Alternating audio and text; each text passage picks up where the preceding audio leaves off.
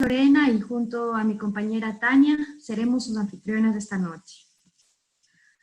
Al hablar de ciudades rebeldes, recordamos sin duda la obra de David Harvey que lleva este mismo nombre. Concretamente, en el capítulo 3 de este libro, Harvey afirma que la historia de la lucha de clases de base urbana ha planteado diversas alternativas al capitalismo alrededor del mundo.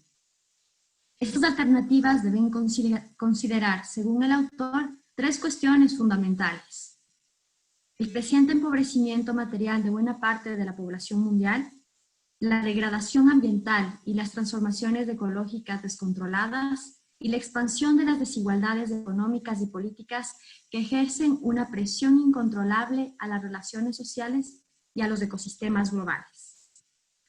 En este sentido, la acumulación de capital que viene desde lo urbano y se desenvuelve en el espacio urbano, así como la multitud de conflictos, rebeldías y movimientos sociales, se producen en la dinámica del proceso urbanizador que ya es hegemónico en el planeta. En el caso de América Latina, la acción colectiva en sus diversas modalidades ha adquirido un protagonismo central en la esfera pública, al punto que ha llegado a producir varias rupturas institucionales en algunos países. Por una parte, tenemos la visión de que los movimientos sociales suponen un esfuerzo por ampliar la capacidad de inclusión de la democracia y contribuyen al fortalecimiento de la ciudadanía. Se afirma que estos son procesos de identificación y de apropiación colectiva que se abren paso a través de la historia. En contraste, posturas más conservadoras afirman que algunos movimientos sociales son corresponsables de las crisis económicas, por ejemplo, aquella que estamos viviendo producto de la presencia del COVID-19.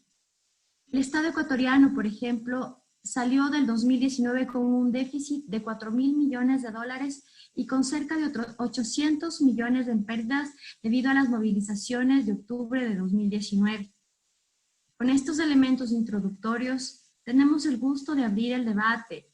Esta noche nos acompañan tres panelistas de impecable trayectoria en sus tres países de origen: Colombia, Chile y Ecuador. El primero tenemos a Paul Bromer.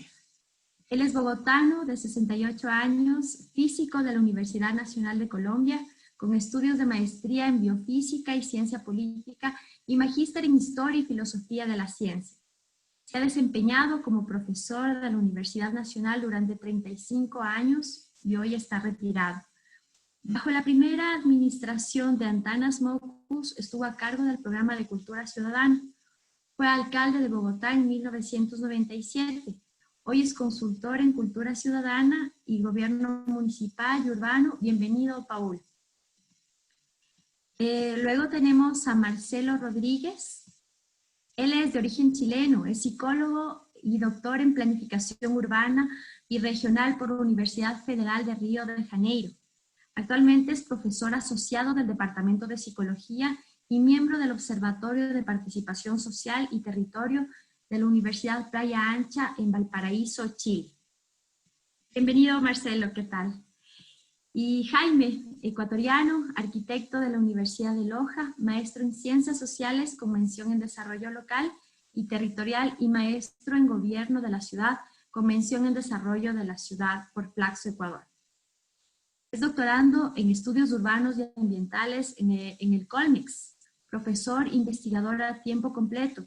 Es además investigador asociado del Centro Andino de Acción Popular y presidente de la Red Universitaria de Estudios Urbanos del Ecuador. Bienvenidos a los tres. Bueno, les explico la metodología, cómo vamos a funcionar esta noche. Está dividido el panel en dos bloques de preguntas y respuestas, como les había explicado previamente. Para cada bloque, los panelistas tendrán 10 minutos de intervención. Podrán utilizar algún material didáctico si gustan, y al final habrá una o dos rondas de preguntas por parte del público que nos acompaña tanto en Facebook como en Zoom. Además que estamos conectados en Radio El Tiempo. ¿Sí? ¿De acuerdo? No sé, vamos a partir con la presentación. Bueno, creo que Paul no tenía, ¿no? ¿Cierto? Vamos con Paul primero. Vamos con el primer eje entonces. Vamos a contextualizar un poco la situación de cada ciudad. Voy a formular una serie de preguntas que si es que es necesario ustedes las pueden anotar y en este bloque de preguntas ustedes luego de esto tendrán 10 minutos para responder.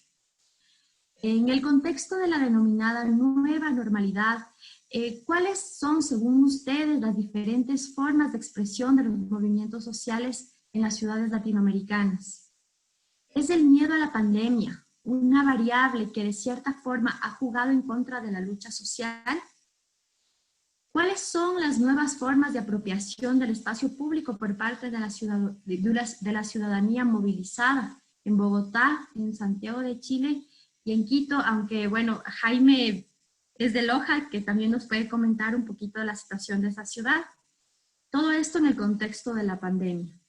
¿Y cómo se conecta la actual lucha social de los movimientos de mujeres, de los movimientos de trabajadores, de médicos, de comerciantes informales, de ex empleados públicos, con las movilizaciones que tuvieron lugar a finales de 2019 y a inicios de 2020, justamente antes de la pandemia? Con estas preguntas doy paso primeramente a Paul para que nos dé su contenido. Tiene 10 minutos. Son las 19:09. Vamos, Paul. Bueno, me interrumpe si me prolongo, pero creo que no. Porque, pues sí, me agrada la introducción sobre el análisis riguroso en estos contextos en los que estamos en este foro virtual.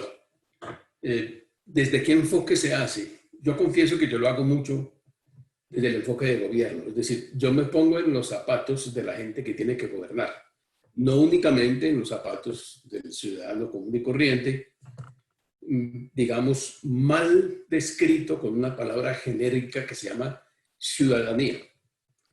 Y simplemente, pues yo he sido profesor en temas de gobierno urbano y les cuento, les pongo a mis estudiantes, que a veces son sumamente numerosos, un dilema de gobierno urbano.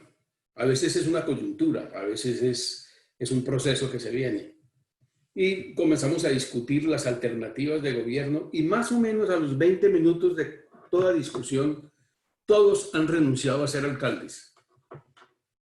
Todos. Es decir, el conjunto de conflictos que usted tiene que manejar para tomar decisiones, imponerlas frente a diferentes formas de oposición y de resistencia, es tan complejo que ellos deciden, ¿sabe qué? Si se trata de tomar una decisión, yo prefiero no ser alcalde. Eso es lo que me ocurre generalmente cuando yo planteo un verdadero dilema de gobierno. ¿Qué caracteriza los dilemas de gobierno? Que son de corto plazo. Los gobiernos son de corto plazo. Es posible que David Harvey, que al fin y al cabo es el único marxista que ahora medio se puede leer, en todo caso, es posible que él tenga razón. Es decir, que su enfoque sea útil, pero en el largo plazo. O sea, en una forma de organización social que logre superar y mejore las condiciones del capitalismo.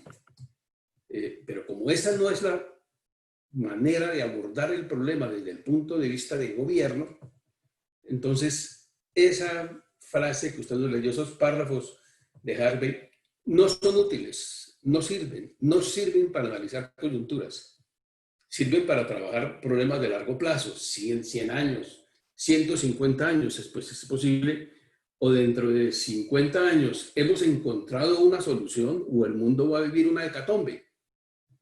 Pero por ahora no hay una solución, no hay una solución. Entonces, desde el punto de vista, si los movimientos sociales forman ciudadanía, claramente la respuesta es no. No forman ciudadanía porque la formación de ciudadanía significa concertar intereses contradictorios para lograr de alguna manera que se avance en los 5 campos simultáneamente en los que más o menos parece que, digamos, los países modernos han logrado un consenso. Se necesita una cierta dosis de libertades, una cierta dosis de bienestar, una cierta dosis de equidad, sostenibilidad ambiental. Son 5 en total. Esas son las cosas que queremos conseguir. Las 5 no se pueden conseguir en absoluto, es decir, de manera total. Es necesario hacer un balance. El balance requiere realmente de una posición de ciudadanía que es muy compleja. ¿Cómo hago yo para ceder mis intereses cuando descubro que hay otros intereses? Entonces, tú puedes salir a protestar por digamos, por el funcionamiento de un sistema de movilidad en la gente, por ejemplo, lo que pasa en Transmilenio. Pero luego descubres quiénes salen a protestar y quiénes tienen la fuerza. Por ejemplo, en Bogotá tenemos un asunto muy interesante que son los colegios por concesión, un modelo ahí extraño que no elimina el carácter público de los colegios, pero que tiene una fuerte oposición del magisterio, porque el magisterio sale a defender la educación pública y uno descubre que lo que están haciendo es defendiendo el gremio, no la educación pública. Es decir, los padres de familia no salen porque los padres de familia, en el caso de la educación pública colombiana, son sustituidos por las secretarías de educación, porque los padres de familia todavía son personas de la generación que no terminó su escolaridad completa. Dentro de 20 o 30 años, los padres de familia van a ser personas que terminó la escolaridad completa. ¿Cómo van a presionar por una mejor educación? No sabemos, pero no va a ser en silencio. Actualmente en Colombia los padres están en silencio de la educación pública. Colombia tiene una educación sumamente privatizada. Apenas tienes recursos como para poder pagar una educación privada, la pagas. No porque sea mejor necesariamente, sino porque son menos los problemas de seguridad. Bueno, entonces, ¿cómo utilizan los movimientos sociales lo que tú llamas el espacio público? Pues, digamos, lo que son capaces de hacer los movimientos sociales en general es el bochinche. El uso del espacio público es el bochinche y el alcalde tiene el problema de que la ciudad se paraliza porque faltan unos profesores de matemáticas en una escuela del oriente de Bogotá. Y los padres de pronto salen a la calle 26 con carrera 30, que es un sitio neurálgico de Bogotá, y hacen un paro de 5 horas y paralizan toda la ciudad. ¿Y qué hace el alcalde? ¿Los deja? Sí, eso, ojalá que no hubiera problemas con los profesores de matemáticas de los colegios de Oriente.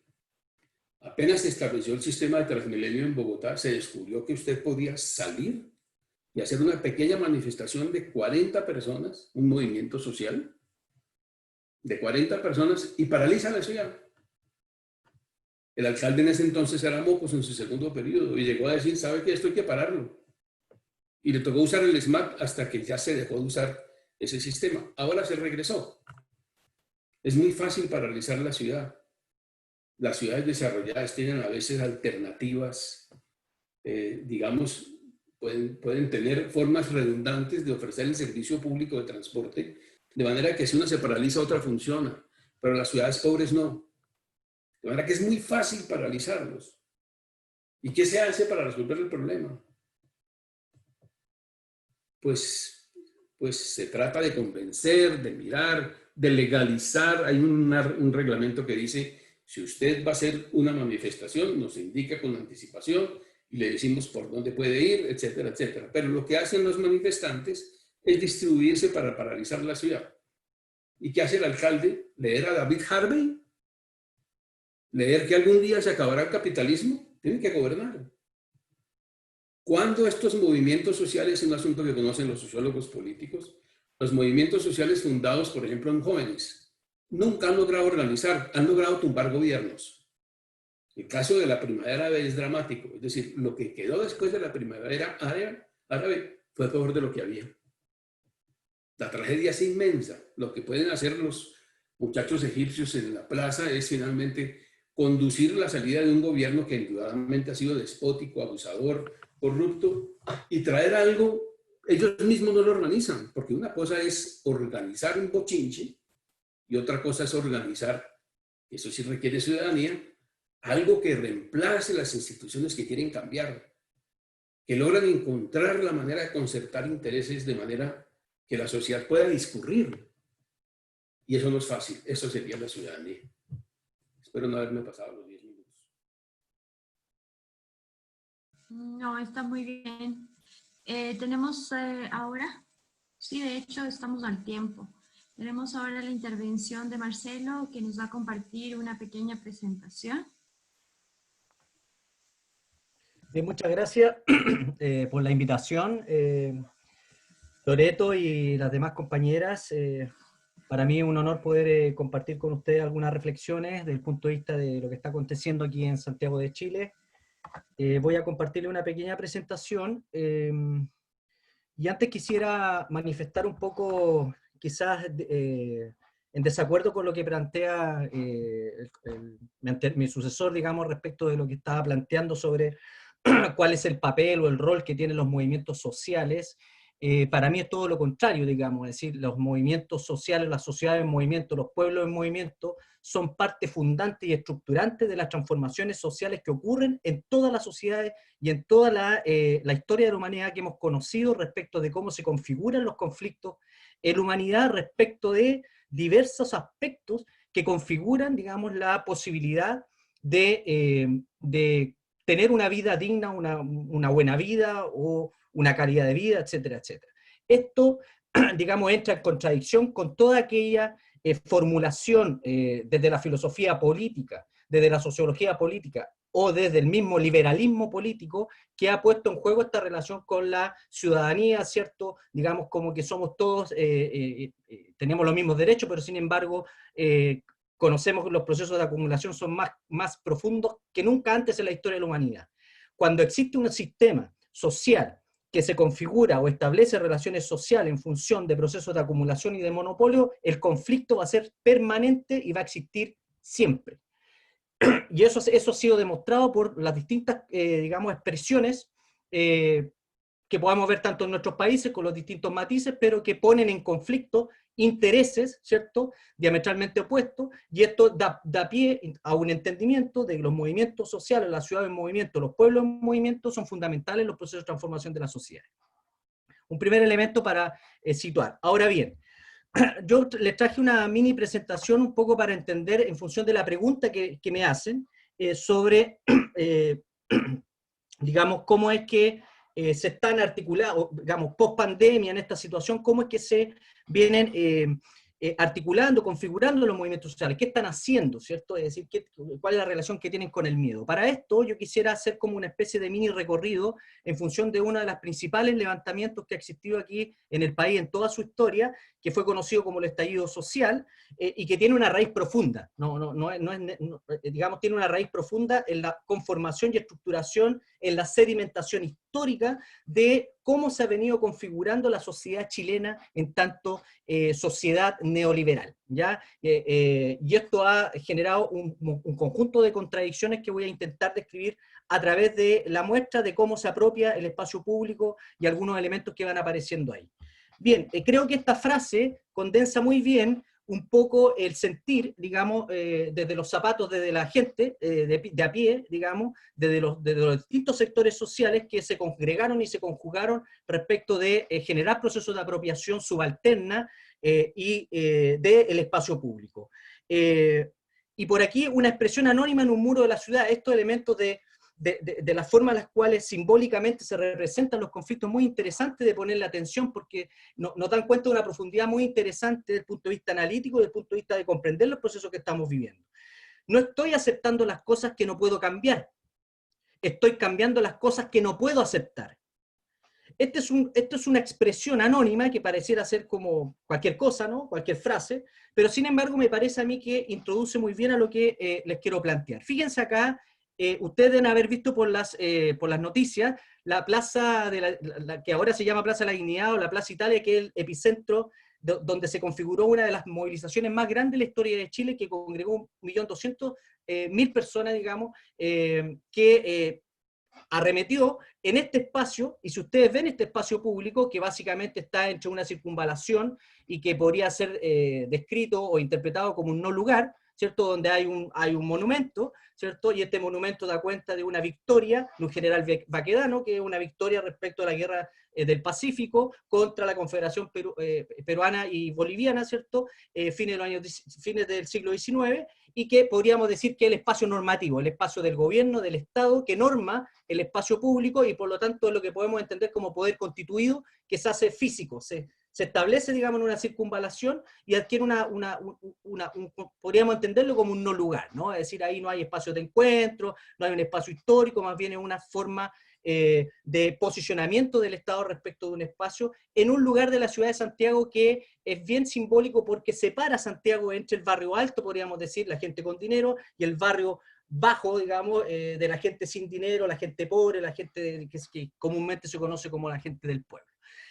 Fíjense que este es el espacio, así como está, es el espacio que luego es apropiado, digamos, con una manifestación realmente importante y que en términos analíticos esto lo que expresa es una ruptura del consenso neoliberal, del punto de vista de cómo esto se ha venido discutiendo aquí en el país, ¿no? Porque básicamente se sustenta en una crisis, digamos, tanto del modelo neoliberal como patrón de acumulación de capital, digamos, que genera estrategias de privatización de la mayoría de los derechos sociales aquí en este país, digamos, y además expresa digamos, estalla todo un proceso de deslegitimación de la clase política, ¿cierto?, del poder político institucional, que adquiere, digamos, porcentajes de desaprobación realmente importantes. Es decir, por ejemplo, nunca en la historia de Chile habíamos tenido un porcentaje de aprobación de un presidente del 6% y del Congreso del 4 o 5%. Es decir, aquí estábamos...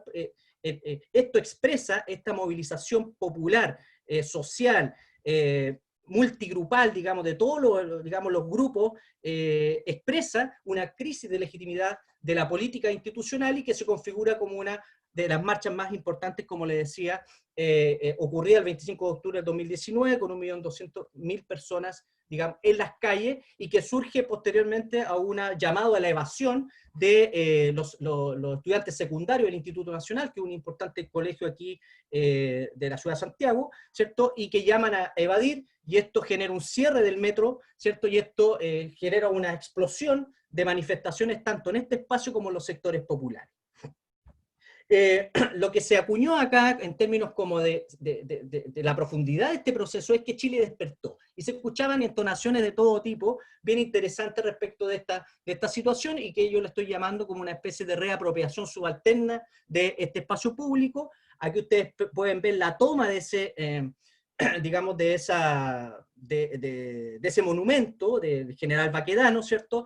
Hay una expresión muy profunda de la apropiación, ¿cierto?, subalterna del descontento social, del malestar social expresado en este proceso, y lo interesante de esto es que en estas movilizaciones, cuestión que no había sido tan clara en anteriores movilizaciones, quizás en los movimientos estudiantiles o en la historia de los movimientos estudiantiles acá en Chile, es que aquí hubieron expresiones donde los partidos políticos no tenían cabida. Es decir, es una expresión realmente de banderas que representan distintos sectores de la sociedad feminista, el pueblo mapuche, la bandera de Chile, ¿cierto?, banderas de movimientos urbanos populares. Es decir, hay una politización de los socioespaciales o de los espacios que de alguna otra manera dan a conocer otro tipo de mensaje.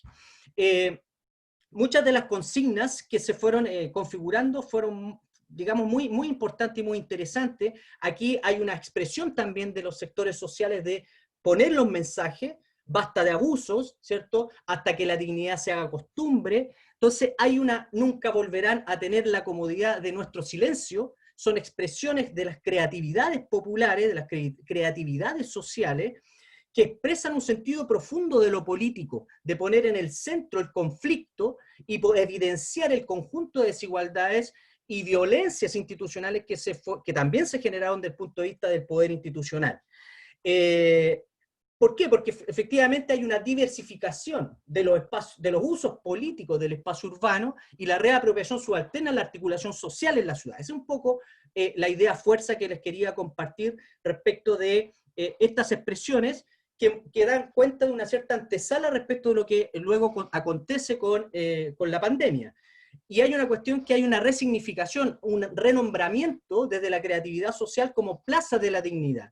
Esto es profundo porque en realidad pasamos de la Plaza Italia o del general Baquedano, ¿cierto?, de un prócer de una guerra, a nombrar ese espacio como propio de los movimientos sociales o de la sociedad en movimiento, de los pueblos en movimiento, como se le quiera llamar, a nombrarla como Plaza de la Dignidad y sellarla como un patrimonio de Chile, ¿ya? Esto es realmente interesante. Sin embargo, luego de la pandemia, hay un evento que es realmente increíble, que es que el presidente Piñera, que a su izquierda ustedes pueden ver, luego que está la pandemia presente, este es el momento de la pandemia que ya está presente, que hay un repliegue de los movimientos sociales, asumen de que tienen que priorizar su salud y la salud de los conciudadanos, digamos, y el presidente Piñera, en una ida pasando por la Plaza de la Dignidad, ¿cierto?, se sienta y se toma una foto, y esto genera un revuelo, digamos, en los medios de comunicación, como una especie de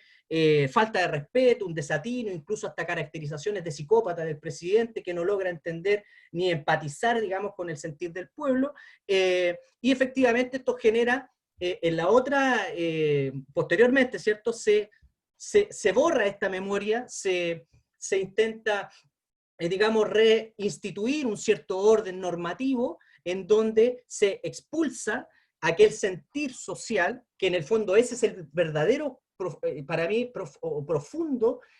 profunda expresión política, ¿sí?, desde una política que está en contra o que en el fondo responde a la crisis de la política institucional corrupta, ¿cierto?, clientelista, etcétera, etcétera, que es lo que se venía, digamos, como sedimentando ya desde los años 90, desde la caída del gobierno, del régimen dictatorial, del consenso, ¿cierto?, con la concertación, la dicha izquierda, digamos, y que profundizó finalmente el modelo neoliberal, neoliberalizó aún más la sociedad, y esto generaba un malestar bastante profundo en la sociedad chilena.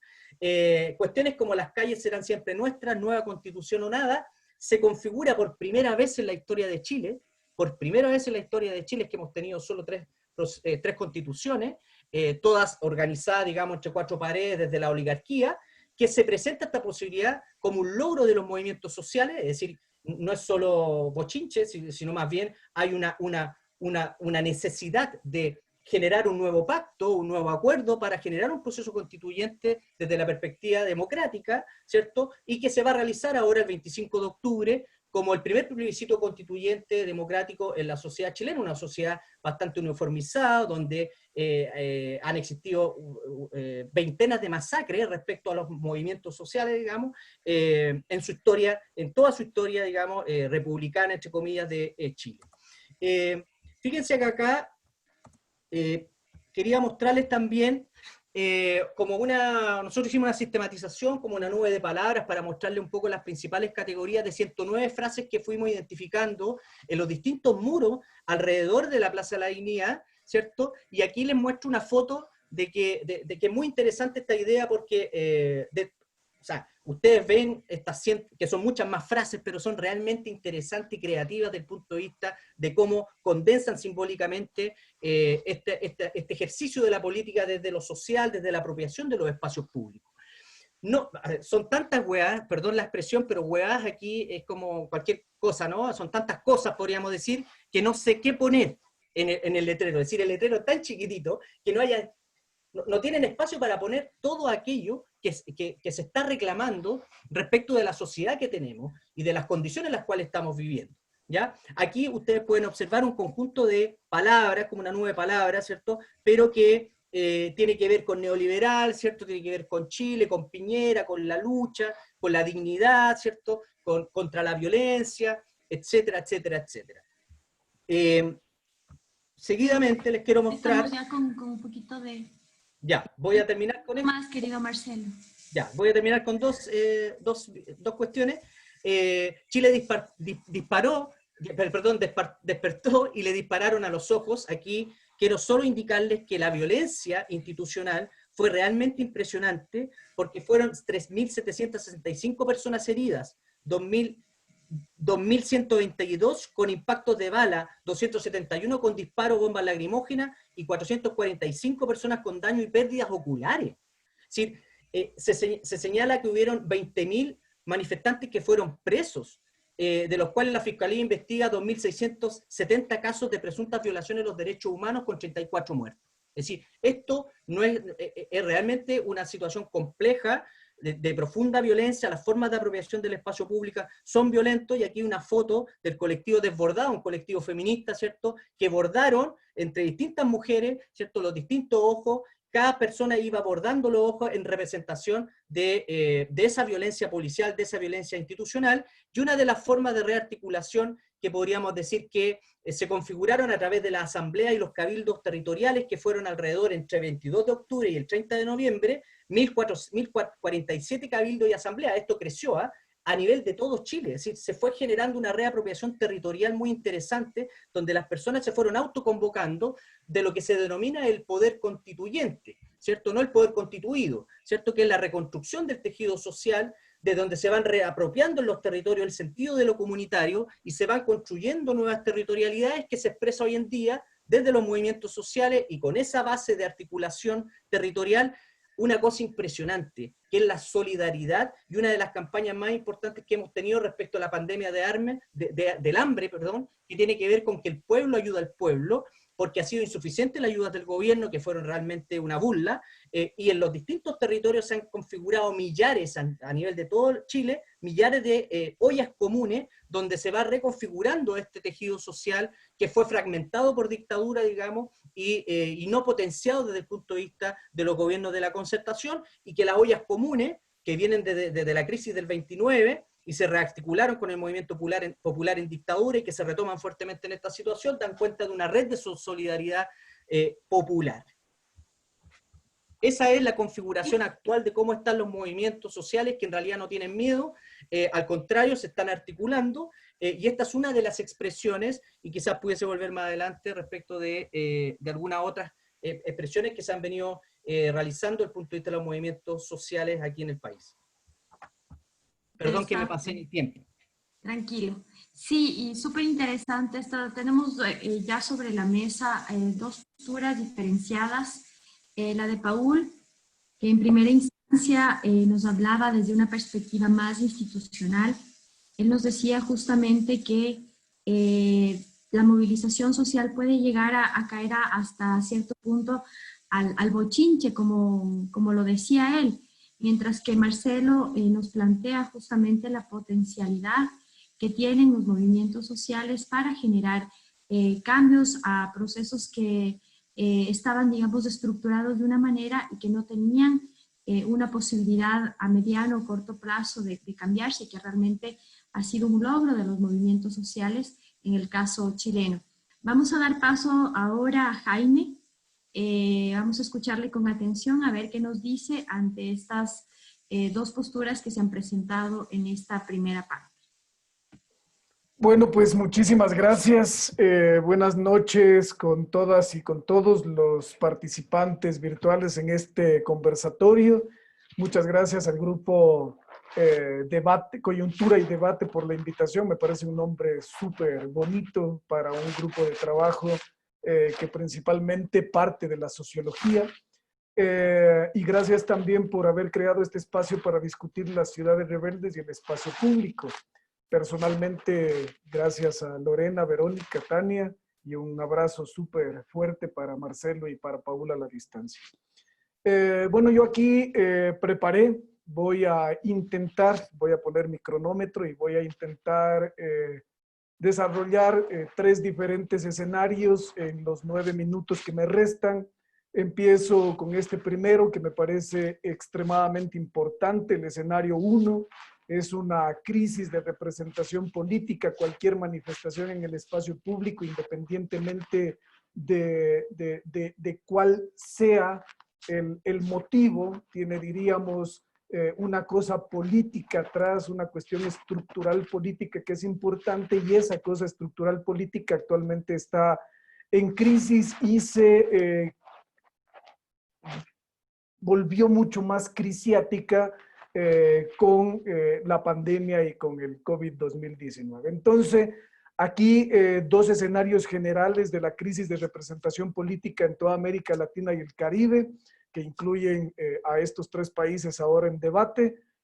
Digo que América Latina y el Caribe vive momentos de convulsión e inestabilidad política. Es evidente que los podemos encontrar en cualquier parte de nuestra región. Se manifiestan en torno a estos momentos de convulsión principalmente dos cuestiones. Una, las limitaciones estructurales que tienen los estados y los regímenes democráticos, y otra, los problemas también estructurales que tienen nuestros estados y que tienen nuestros regímenes democráticos. Entonces, creo que en este primer escenario de crisis de representación política, lo que debemos tomar en cuenta son los momentos de convulsión e inestabilidad que en Ecuador podemos contar por decenas y que en América Latina podemos contar por miles.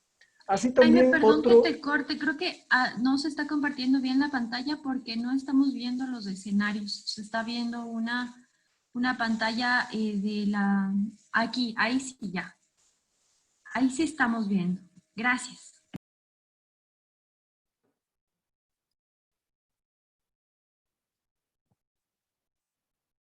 ¿Se ve ahí? Sí, ¿Me pueden ver? sí se ve, Jaime. Un poco ¿Se ve? cortada la lámina, pero sí se ve. Sí, sí. ¿Se ve ahí? Hay una franja que no se ve al lado derecho que atraviesa verticalmente la diapositiva. Hay una franja que no nos permite ver con claridad. A ver. No sé si tienes la presentación de pronto en PowerPoint para verle ahí. No, no la tengo en PowerPoint, pero la puedo poner desde Word. Denme un segundo. Ok.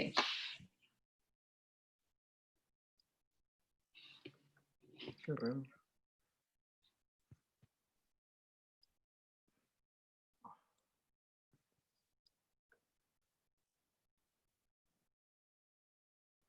¿Me pueden decir si ahí se ve?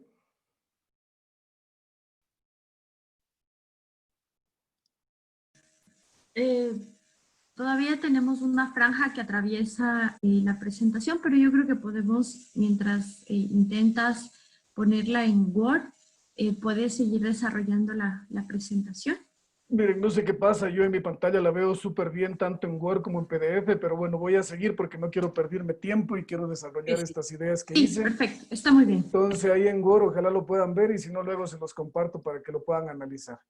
Decía que en este primer escenario de crisis de representación política hay que considerar los momentos de convulsión e inestabilidad política por un lado, hacer un recuento, un inventario detallado de todos estos momentos de convulsión y de cómo eso ha sumado a la crisis latinoamericana y caribeña en términos políticos. También me parece importante que podamos en esta historia rever las irrupciones y los crecientes protagonismos que tienen los movimientos de protesta, quienes utilizan los espacios públicos para poder desarrollar una cantidad enormísima de acciones colectivas que ya las hemos investigado, estudiado en diferentes sectores de la ciudad.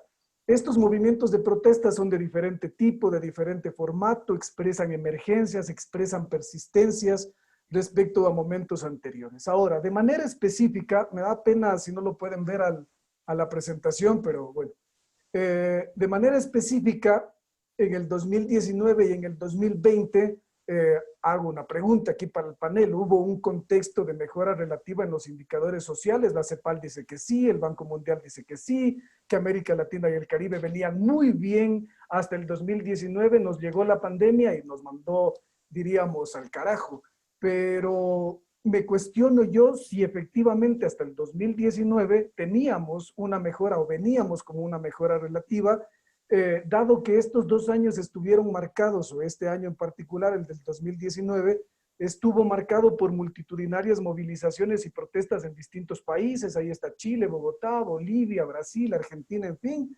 Crecieron las desigualdades sociomultidimensionales en la región. Esto es evidente en los estudios socioeconómicos que podemos ver, en los indicadores siempre vamos a ver este crecimiento de desigualdades sociales en nuestra región, y también se incrementaron, y esto es bastante preocupante, las prácticas de discriminación, de segregación, de estigmatización de diversos grupos sociales, quienes normalmente salen a los espacios públicos a manifestar y a desarrollar sus acciones colectivas. Entonces planteo un primer escenario de crisis de representación política que es la que nos queda post-COVID y bastante agravada dentro de nuestros diferentes países. Un segundo contexto que me parece muy interesante de discutir es la interpelación que se le hace a la institucionalidad democrática desde el espacio público, desde los diferentes espacios de la ciudad. Y aquí existen una variedad enormísima de elementos para interpelar a la institucionalidad democrática. Marcelo decía hace un rato que hay más de 109 frases, más de 139 frases en Chile recogidas en una investigación sobre esta interpelación a la institucionalidad en general de nuestros estados y de nuestra democracia. Y aquí hay algunos elementos que yo destaco, son 7 que me parecen importantes de profundizar. Por ejemplo, hay un aumento del descontento social, eso se lo ve en el espacio público, se lo ve permanentemente a lo largo y al ancho de los países. Hay un malestar social que puede apreciarse en nuestras sociedades y que se manifiesta también en los diferentes sectores y espacios públicos de los sectores de nuestra ciudad. Hay promesas incumplidas, esta es una categoría importante dentro del estudio político de la ciudad, porque tenemos una cantidad enormísima de políticos mediocres que prometen lo que saben no pueden cumplir. Y esta situación hace que el espacio público normalmente se active para reclamar por esas promesas que no se cumplen por parte de los políticos. También hay expectativas insatisfechas, hay interrogantes, inviabilidades en las políticas públicas nacionales, locales, que se implementan sobre lo esencial. Y aquí yo marco los sistemas agroalimentarios que ahora me interesan mucho dentro de las ciudades, sobre los cuales toda política pública, tanto local como nacional, siempre genera como una expectativa insatisfecha, y más cuando hablamos del hambre, más cuando hablamos de la desnutrición. También hay frustraciones crecientes que se manifiestan en el espacio público por los escándalos de corrupción en toda América Latina. Acá en Ecuador se acaba de condenar no solo a un expresidente de la República a 8 años de cárcel, sino a un conjunto de 25 personas, entre empresarios y exfuncionarios gubernamentales, por cuestiones de corrupción. Estas frustraciones acrecientan, diríamos, el auge dentro de los movimientos sociales.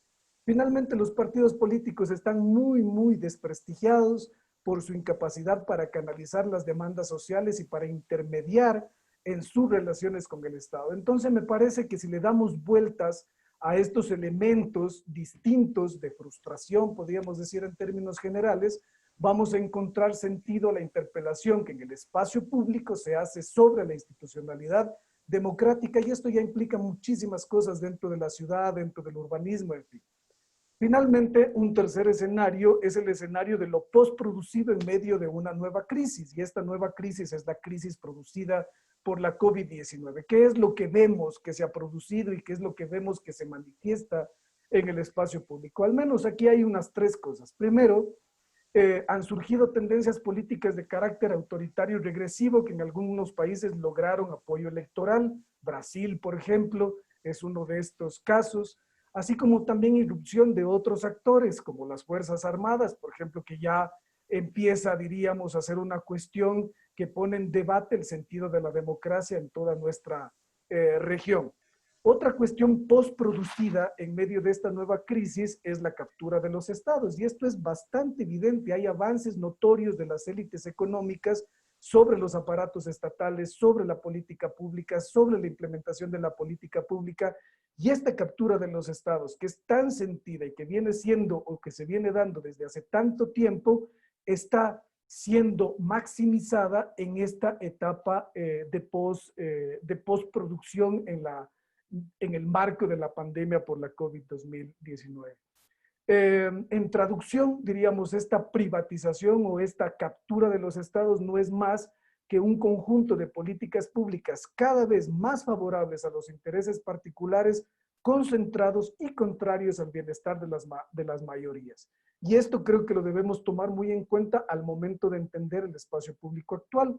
Y todo esto, diríamos, este conjunto de escenarios de lo postproducido, de la interpelación a la institucionalidad democrática, la crisis de representación política que vivimos, lo que ha generado es un enormísimo escenario regional en donde el auge de las movilizaciones, las protestas y los malestares es, diríamos, lo que más evidencia.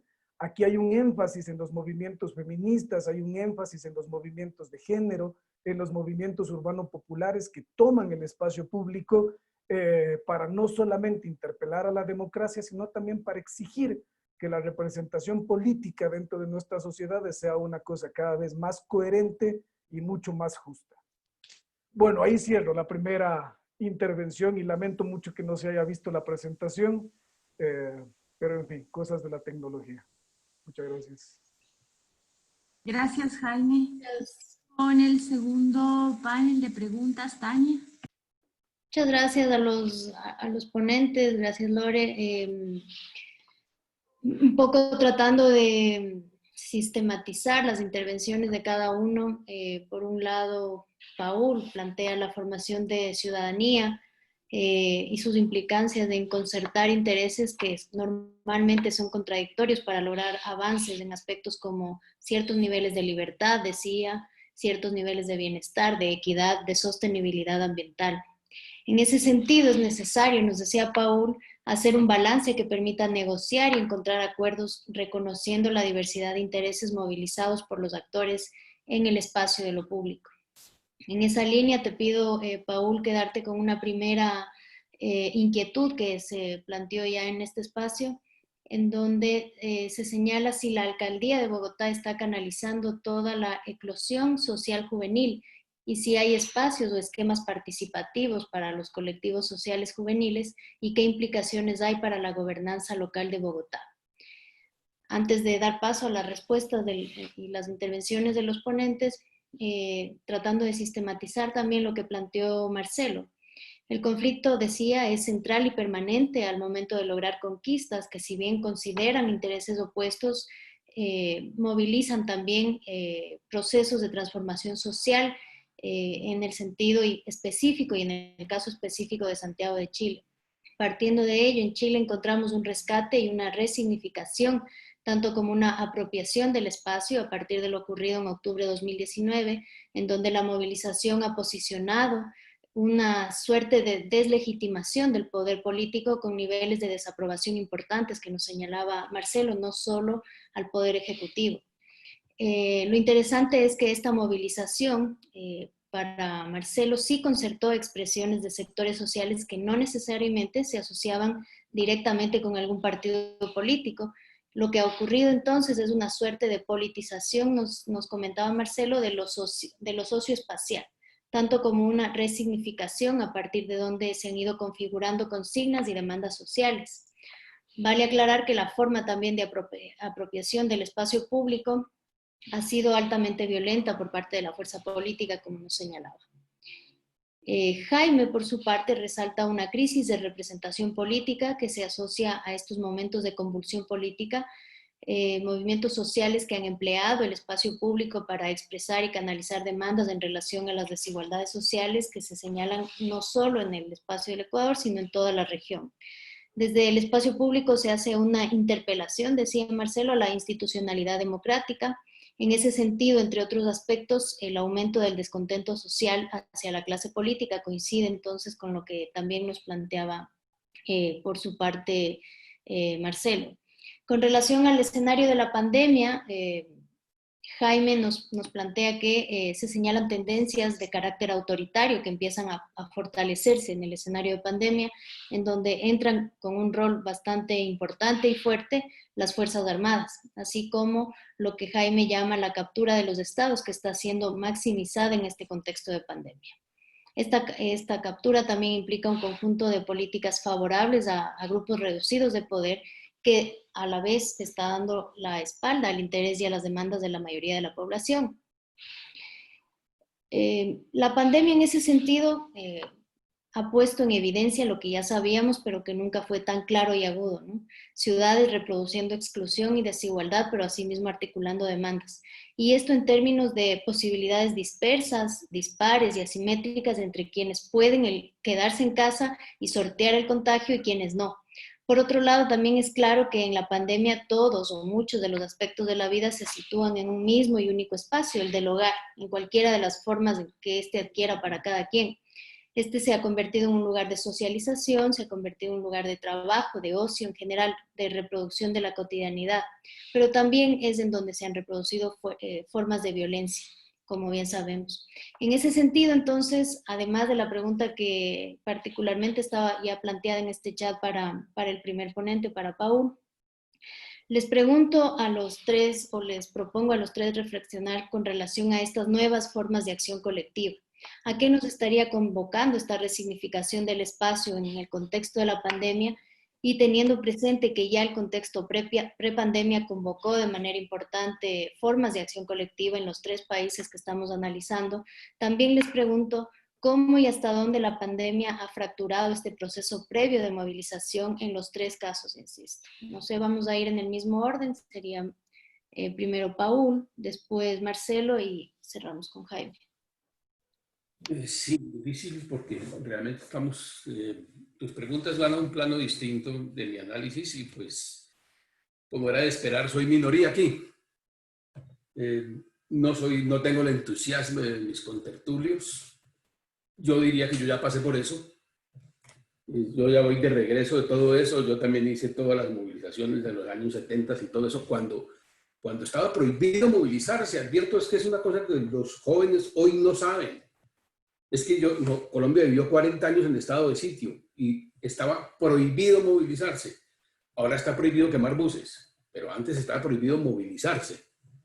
Ese fue el escenario que nosotros vivimos en la construcción de la democracia. Los chilenos pasaron por una crisis enorme cuando de pronto se da un proceso que la sociedad no pudo asimilar adecuadamente, finalmente, la sociedad en su conjunto. Y pues la tragedia fue gigantesca. Y se recupera pues con un proceso político de concertación. Parece que ese proceso político se agotó. Bien. Yo fíjate que estoy respondiendo algo distinto de tus preguntas, porque estoy tratando como de redondear los puntos de vista disímiles que se presentaron.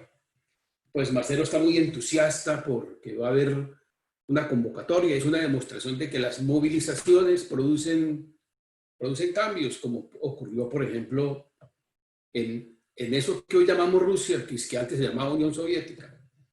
La gente salió a la calle a pedir algo, no se sabía qué era, ¿no? Yo creo que salió a pedir libertad y consumo. ¿Por qué los del otro lado sí pueden tener cosas que yo no puedo tener? Mientras que nosotros estamos condenados únicamente a salud y educación, más o menos. La gente salió a pedir consumo y salió a pedir libertad. ¿Y qué le dieron? Democracia, elecciones. Van a hacer una gran constituyente, pero para que haya una constituyente tienen que votar. Colombia tiene, yo creo, la constitución más interesante de América Latina, porque es una constitución pactista, no es hegemónica. Es decir, es un extraño asunto que surge ahí como una idea y se habló de un movimiento de una séptima papeleta y estaban los partidarios de una reforma estructural a la economía y estaban los movimientos guerrilleros, el M-19 en particular, que copió sus tácticas de propaganda de los Tupamaros. Y había como un entusiasmo en 1990 y el asunto generó una constituyente para votar, la cual ha habido la más baja participación en la historia nacional.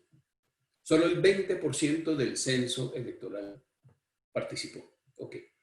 Pues, ¿qué resulta de allí? Una constitución, entre otras cosas, extensísima. Se aprovechó la palomita para legislar lo que se hace en el Congreso. ¿Qué fue lo que sucedió? Es que la capacidad de movilización de los políticos tradicionales está asociado a contratos, a usar los recursos públicos para dar cositas aquí y allá, y eso no estaba en juego. Entonces, en la constituyente aparecieron ganadores que antes usualmente no ganaban. Pero cuando llegó el momento, pues, ¿y qué termina en una constituyente? Pues termina evidente en partidos políticos, en acuerdos políticos, en elecciones, en políticos mediocres, como dice Jaime, porque todos son mediocres menos nosotros. Todos los demás son mediocres, nosotros sí seríamos buenos. Todo ese 1.200.000 personas, si usted lo lleva a un congreso de 1 millón, todos ellos sí serían magníficos y serían lúcidos y serían perfectos. No, así no funciona la sociedad. Así no funciona ninguna sociedad. La constituyente va a terminar en partidos políticos, en decidir cómo se conforma la Corte Suprema de Justicia, en crear unos espacios de participación, pues sin riesgos, porque los espacios de participación son un poquito contrarios al Estado de Derecho, porque no se sabe quién toma la decisión, mientras que hay que individualizar las decisiones. Y terminan en lo mismo. De pronto consiguen una constituyente legítima. De pronto. Los colombianos lo lograron, es posible que los chilenos lo logren. Una constitución muy legítima, difícil de gobernar, para producir los 5 bienes básicos que todas las sociedades realmente en este momento concuerdan. Se los voy a contar con cuidado. Un cierto grado de bienestar que llaman prosperidad, libertad, paz, equidad y sostenibilidad ambiental. Fíjense que ahí no está la democracia. La democracia es un método. Es un método, por ejemplo, para conseguir la paz mediante un acuerdo de las fuerzas políticas relevantes. ¿Cómo hacen las fuerzas que son capaces de movilizar y mandar a la gente a la calle para llegar a un acuerdo, para tomar decisiones? Porque hay que tomar decisiones. Entonces terminan acordando algo parecido a la democracia porque todavía no se conoce nada mejor. Y comienza entonces la rutina democrática. Es mejor mirar que el mundo es así. Es un sobresaltos de aburrimiento, perdón, sobresaltos de entusiasmo, a veces con tragedias y a veces, digamos, con un proceso lento de mejoramiento, deterioro, entusiasmo, luego pérdida de entusiasmo y nuevo deterioro. Así es como uno mira la sociedad, pues, porque trata de ser analítico y riguroso más que entusiasta. Entonces, vamos a estar muy pendientes de cómo va a ser la Constitución chilena. Les deseo lo mejor del mundo, pero van a terminar en eso, en partidos políticos. Van a terminar en elecciones, van a terminar en que los que ganan las elecciones son los que saben ganar elecciones, no los que saben poner letreros, son los que saben ganar elecciones. Y eso es distinto, ese es el problema. Tienen un método diferente, no sé cuál es, pero eso va a ocurrir. Entonces es bueno analizar el asunto de esa manera. Bueno, ahora sí regresemos, pues algunas de sus preguntas tienen que ver con el uso del espacio público. Mire, la ciudad es espacio público, punto. Es decir, a veces la gente cree que las ciudades son fundamentalmente construcciones privadas. No, la ciudad es espacio público. Es para que esas gentes puedan vivir en esa sociedad, se requiere espacio público. No serviría pues, que la gente no tuviera una puerta que saliera a la calle. Entonces, la ciudad es espacio público. Eso no tiene ningún misterio. A veces hay que aclararlo, ¿no? Que la gente cree que la ciudad son las construcciones. No, la ciudad es el espacio público. Y lo que se hace en él. Y el espacio público tiene espacios para movilizarse, tiene espacios para esparcir, para hacer los festejos, para crear la monumentalidad pública y para reunirse. Mire, yo conocí Seúl en el año 1998, me dejó muy impresionado. Y es que después de esa tragedia que vivieron los coreanos con la guerra de Corea y con todos esos procesos de dictadura que vinieron, sanguinaria, corrupta, etcétera, pero que en todo caso se comprometieron con algo que es lo que es actualmente Corea del Sur.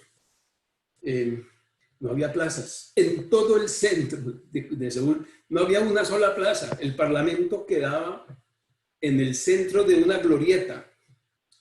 Una glorieta. Y arriba estaba el parlamento. No se podía manifestar enfrente de la glorieta. Yo le pregunté a algunos de mis colegas coreanos y listo, ¿qué fue lo que pasó aquí?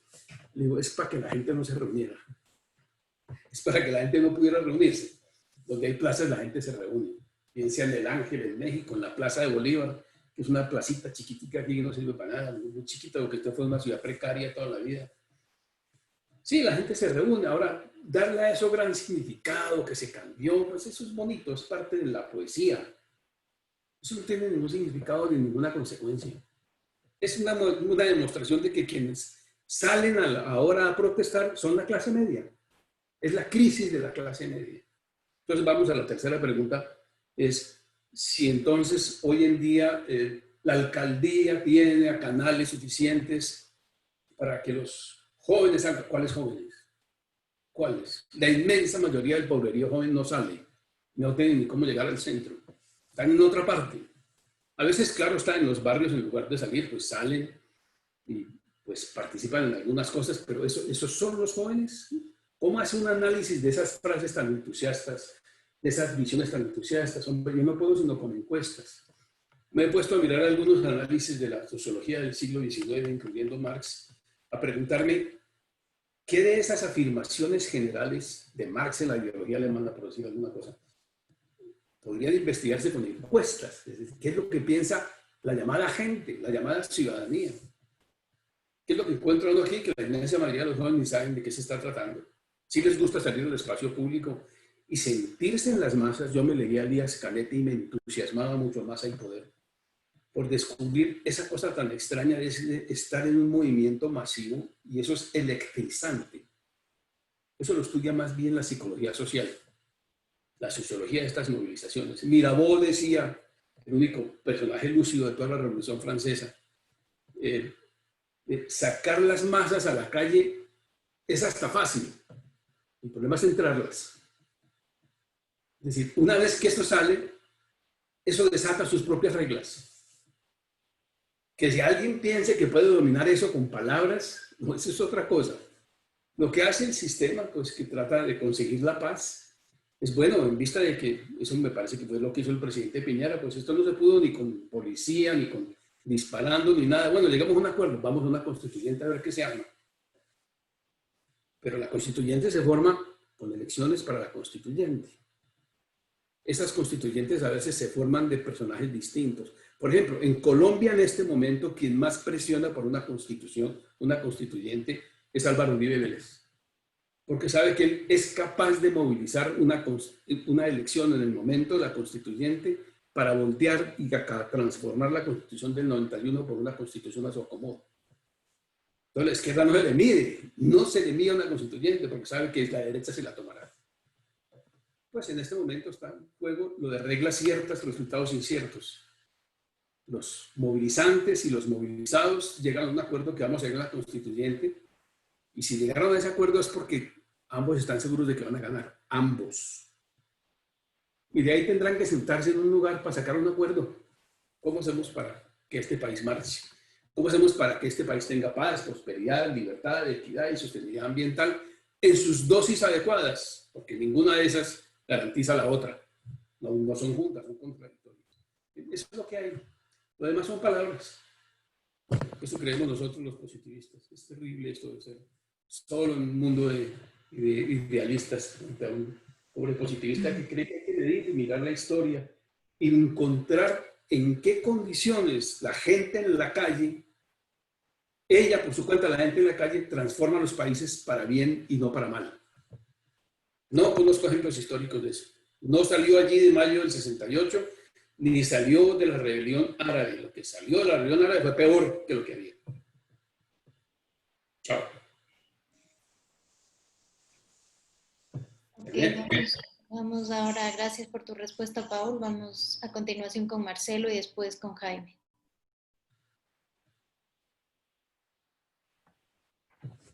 Bien.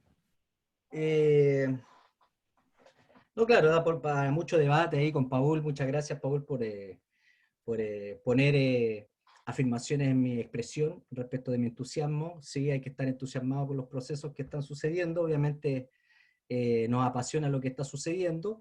Realmente no sabemos lo que va a pasar. La historia la construye la lucha social, construye la historia.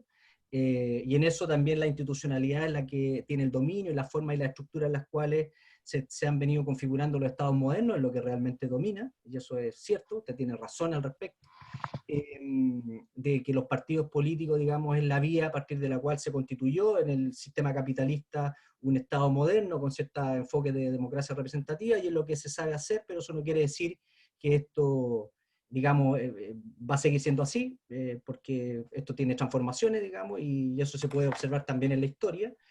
Y la gente quiere constituyente aquí porque quiere desprivatizar el agua, por ejemplo, o quiere constituyente porque en realidad quiere luchar contra la concentración de tierra en el sur de Chile, o quiere constituyente porque en el fondo quiere velar por los procesos de sindicalización que han estado subyugados por la flexibilización laboral que se ha dado en este país, quiere desprivatizar, digamos, y tratar de luchar porque el capital transnacional de alguna u otra manera no se lleve todos nuestros recursos.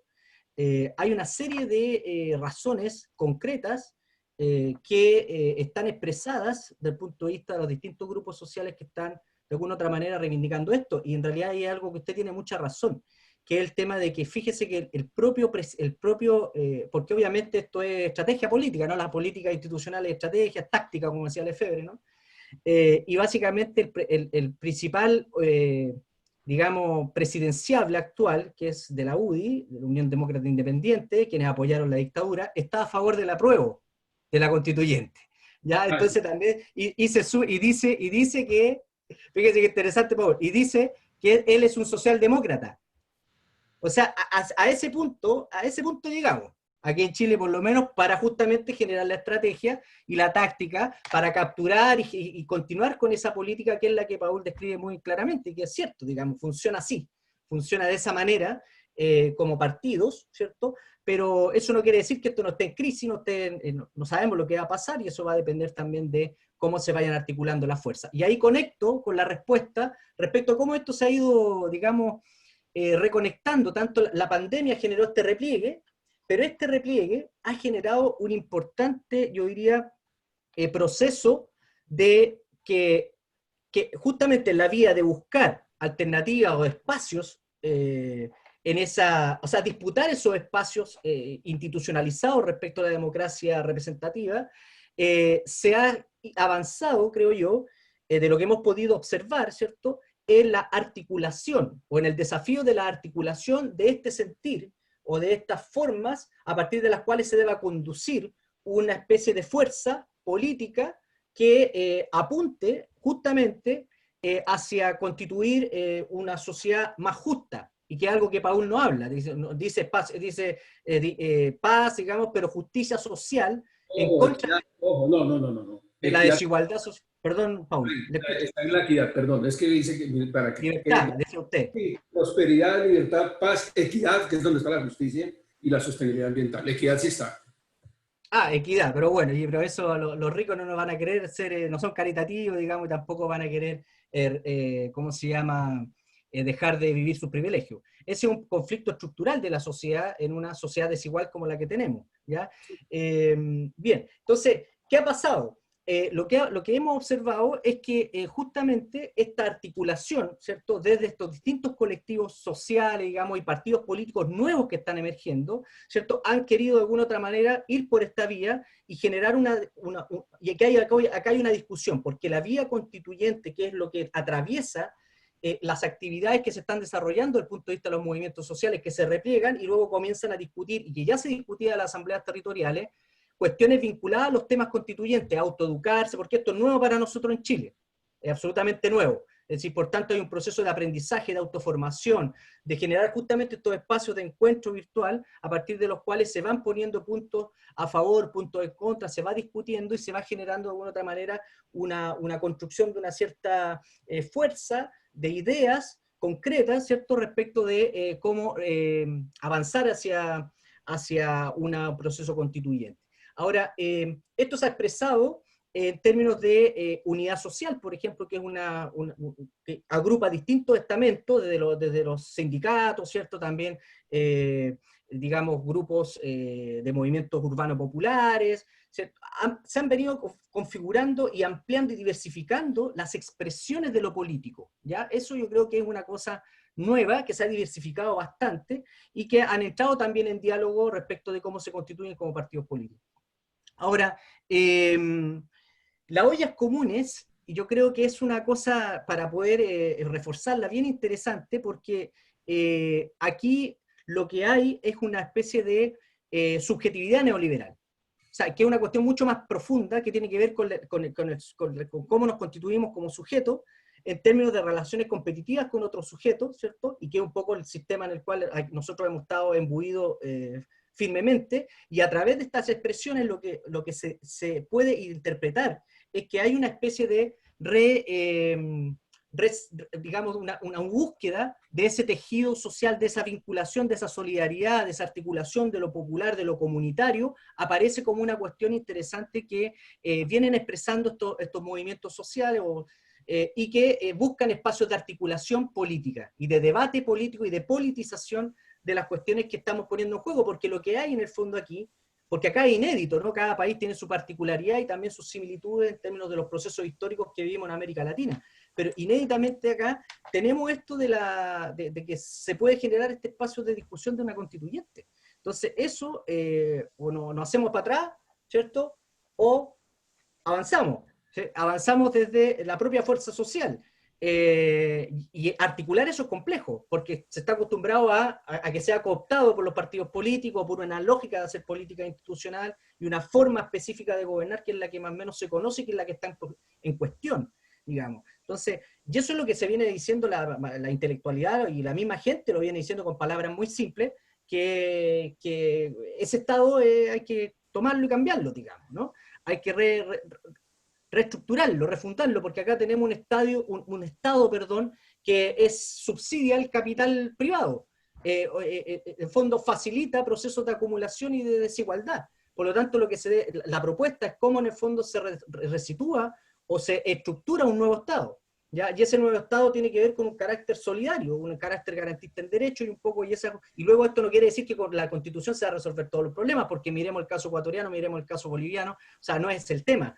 Pero por lo menos en el proceso aquí chileno, cuando se va a votar una ley específica y luego esa ley se va ¿cómo se llama?, al consejo, digamos, de los abogados, que dice que eso es inconstitucional y por tanto, al ser inconstitucional, no es posible entonces generar un cambio que favorezca la mayor cantidad al interés común o al interés colectivo. Por lo tanto, ahí hay ciertas estructuras de la Constitución que no permiten avanzar con ciertas leyes o ciertas cuestiones que operativicen, desde el punto de vista del ejercicio de la política pública incluso, mejoras sustanciales para la población. Entonces, hay una serie de contradicciones que ahí creo yo que van apareciendo y que está teñido, el tema de los movimientos sociales está realmente en este momento, al calor, digamos, de la lucha, podríamos decir, está con el tema de la constituyente, porque estamos a un mes ¿cómo se llama?, de ir a sufragar, digamos, por el apruebo o por el rechazo, y ya todos los sondeos indican de que va a ganar ampliamente el apruebo, y esto va a generar un nuevo ciclo político en Chile, y yo creo que eso hay que disputar. Ya. Gracias, Marcelo. Vamos con Jaime, por favor. Claro, sí, muchas gracias, Tenemos Tania. algunas preguntas, perdón, antes de dar paso a Jaime, Se va a plantear. quería aclarar que hay algunas preguntas que tenemos al final para los ponentes, que es importante que el público tenga sus respuestas, así es que tratemos de agilitar un poquito las respuestas. Ok. Bueno, es que hay muchos temas, entonces yo me voy a concentrar en dos como para poder responder las preguntas que me han hecho y como para poder abonar a esta discusión de las ciudades rebeldes, el espacio público y la situación post-COVID. Me parece importante, dado que se han mencionado mucho los aspectos políticos de lo social, y sobre todo se ha particularizado en el papel que juegan los partidos políticos dentro de la democracia, dentro de la institucionalidad, dentro del Estado, en fin. Sí me parece que podamos como discutir, ¿no? Por un lado, los partidos políticos y por el otro lado, las acciones colectivas de la sociedad civil. Creo que ahí hay como dos universos que pueden hacernos entender muy bien el panorama actual en el que ahora estamos inmersos. Por un lado, los partidos políticos son enormes intermediarios entre la estructura social y también el gobierno, independientemente del gobierno. Es, diríamos, un espacio de intermediación tan grande que no podríamos concebir a la democracia, al Estado sin ellos. Es decir, los partidos políticos son muy necesarios para la democracia, para el Estado, en fin.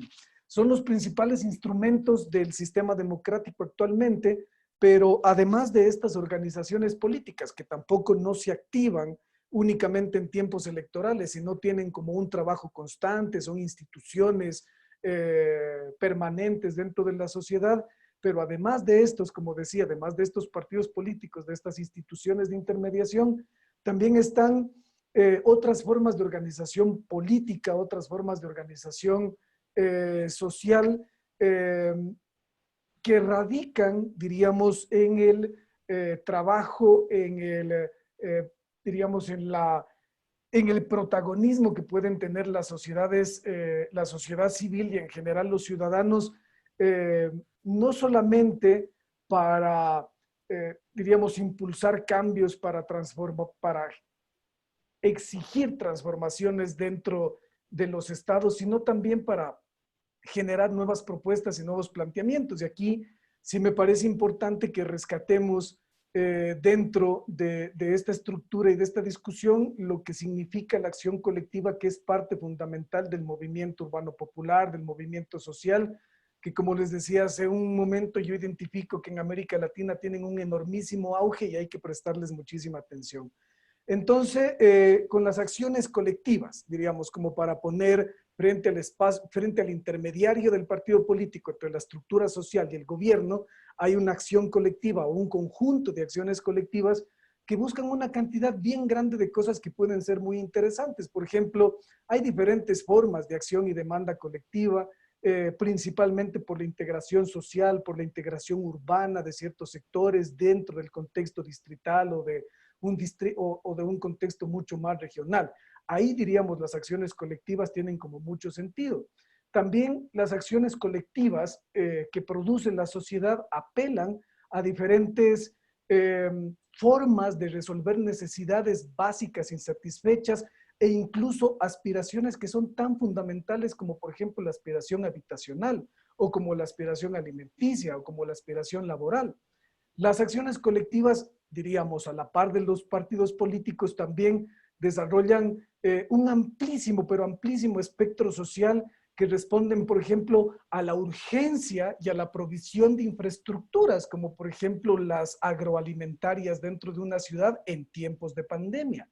Estas acciones colectivas también entablan casi siempre reclamos contra el Estado, como por ejemplo increpamos a la democracia que procura el Estado, y esta es una acción colectiva que surge principalmente de la sociedad civil.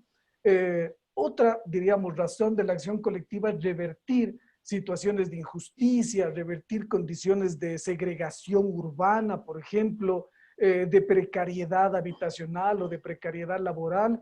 En fin, diríamos, las acciones colectivas tienen una cantidad enorme de características, así como los partidos políticos tienen una cantidad enorme de características que les sirven a la democracia, que les sirven al Estado, pero que también le increpan al Estado y a la democracia, porque hay de pronto cuestiones que no funcionan bien y que también las podríamos discutir, como son, por ejemplo, los valores democráticos. ¿Qué valora democráticamente una sociedad?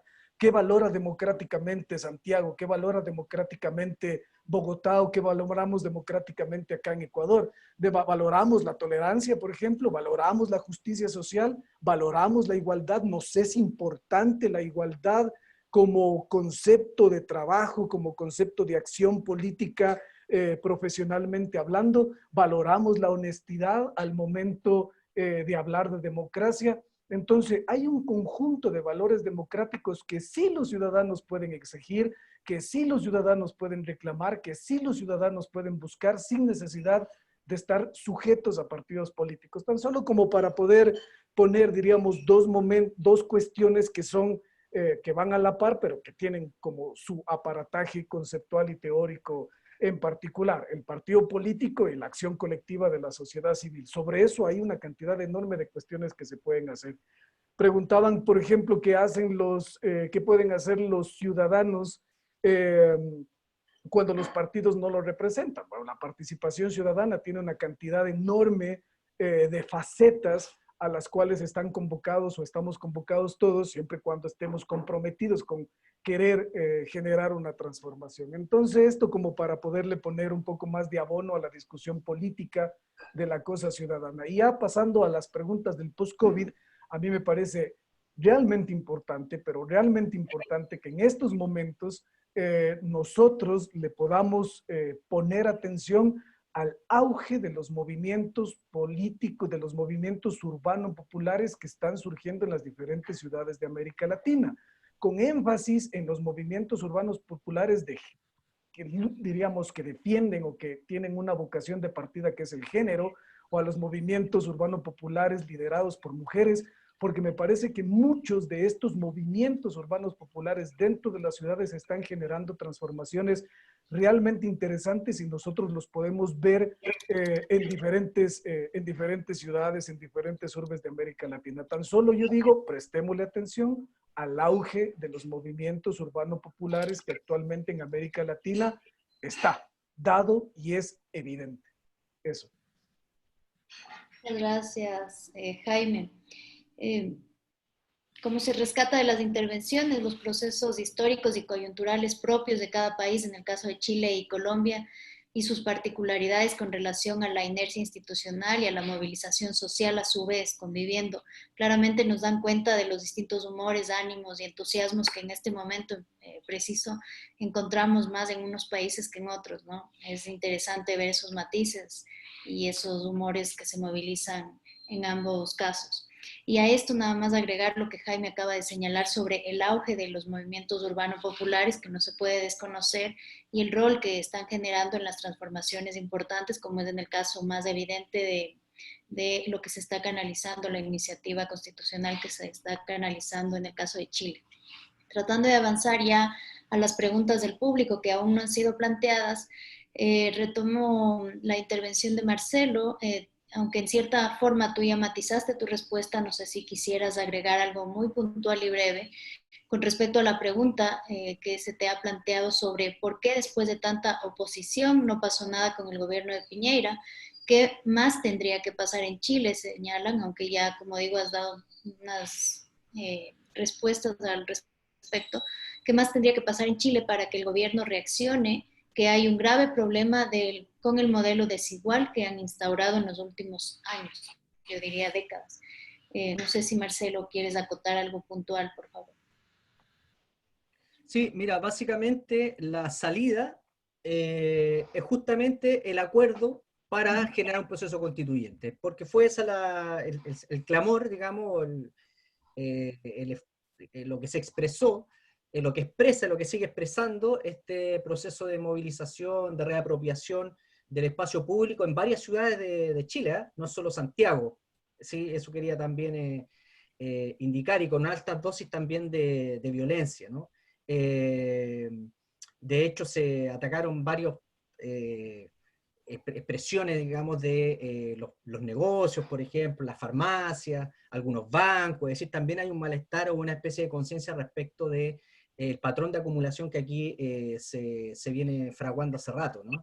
Entonces yo diría que no es que no pasó nada con Piñera, o sea, hay acusaciones constitucionales, hay acusaciones constitucionales con una serie de políticos del gobierno. El gobierno está, como se dice por ahí, digamos, casi muerto, y lo que lo sostiene finalmente este acuerdo, que es la salida, para poder retomar esta especie de equilibrio del proceso y ahí entrar en otro proceso de luchas y disputas respecto del propio proceso constituyente. Es decir, ahí la pregunta plantea, ¿no?, que no pasó nada con el gobierno Piñera. Claro, no es como, tenemos una historia de institucionalidad mucho más fuerte, de acuerdo a la historia de la conformación del Estado en Chile, que por ejemplo en Ecuador, que ahí en Ecuador es como, yo cuando llegué a vivir a Ecuador era impresionante que en 10 años se habían tumbado 7 presidentes, digamos, y había una estabilidad política impresionante. O sea, ya votar presidente, como le llaman ustedes, como relativamente realizable. Aquí, claro, uno dice, pero ¿por qué no lo votaron?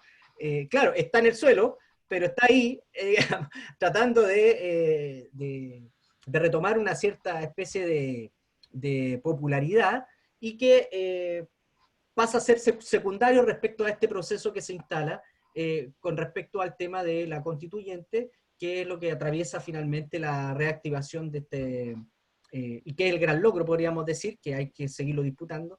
No se ha ganado nada en realidad, y aquí los movimientos lo tienen muy claro. Es decir, aquí ellos dicen, los movimientos dicen, aquí no hemos ganado nada todavía, ¿ya?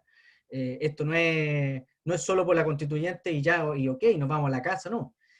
Hay una reconfiguración de las fuerzas, yo diría, y eso va a ser interesante poder observarlo, y el tiempo nos dirá en qué medida esto realmente va a ser efectivo, y los procesos de transformación y mutación que se van a dar también, desde el punto de vista de cómo la institucionalidad también coopta estas lógicas o estas otras formas de hacer política que se ven más bien desde los sectores sociales, no institucionalizados desde el punto de vista de partidos políticos y eso. Entonces, es la eterna discusión respecto de este asunto. Pero bueno, la pregunta es básicamente, o la respuesta a la pregunta es tratar de revertir esa desigualdad. Y ahora se verán las vías, que no lo puedo decir yo porque eso supone que hay una discusión, se verán las vías a partir de la cual esa desigualdad, que es estructural, y es un problema bastante profundo, la desigualdad de cómo vivimos, digamos, en esta sociedad, se va a ir dando en la medida que se vayan generando los espacios de confrontación, de lucha política, de diálogo, de debate, ¿cierto? Etcétera,